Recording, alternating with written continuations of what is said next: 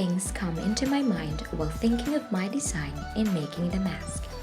These are flowers, summer, and crochet.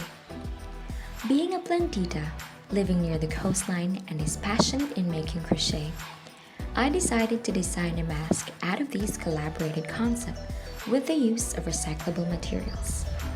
And I prefer to make a hand-sewn mask in order to show to the people that you can make your own mask even without a sewing machine.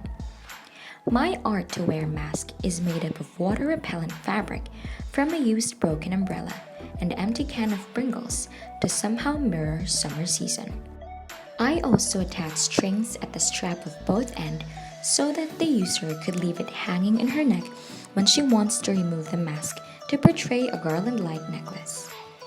My mask is environmentally friendly since the main materials that I used are trashes in our house that I transformed into a colorful, washable, durable, wearable, comfortable, safe, and convenient mask.